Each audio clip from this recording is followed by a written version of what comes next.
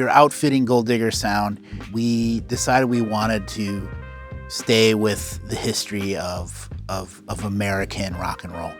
And API is the quintessential console in that category.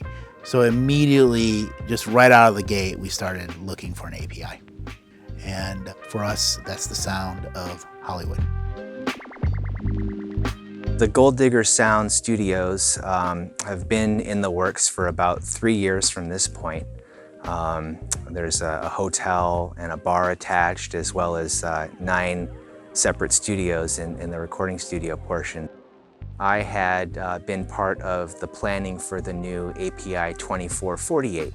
API came to Vintage King early on to help market the console and get it ready for the release.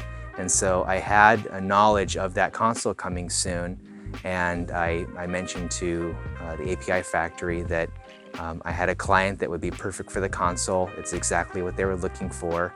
And really, in one conversation with Dan Zimbelman from API, myself and Dave, and his engineer Eric, we all agreed that it really was the right console for Gold Digger Sound.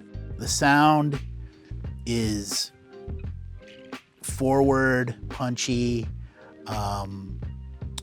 far from mushy, far from overly saturated. It does a thing that just you've heard on so many records.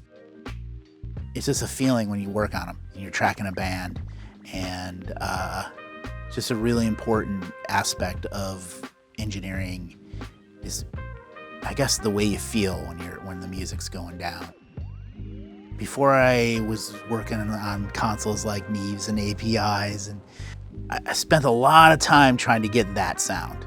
I spent a lot of time running stuff through compressors that didn't need compressors because it gave it a sound. With an API console, you're halfway there, if not more.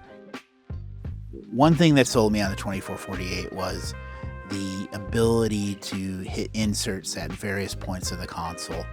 The dual input is huge. It's double the size of the console.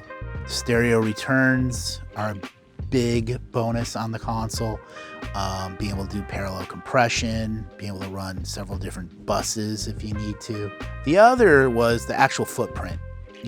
We knew we wanted something a little more substantial than a 1608, but we didn't really need the features of an Access or a Legacy because we're a rock and roll studio. We're not doing tons of post-production here. The 2448, it just, to me, reminds me of an early 70s API, but with automation, a lot more features than an early 70s API. It definitely is a futuristic version of that in the sense that they've thought about everything. The ability to adjust trims right on the front. It's just awesome. It's awesome. Tweaking monitor levels, different sets of monitors. You can adjust everything with the tweak tool right there. You don't have to get under the hood. They've really thought about everything with this console.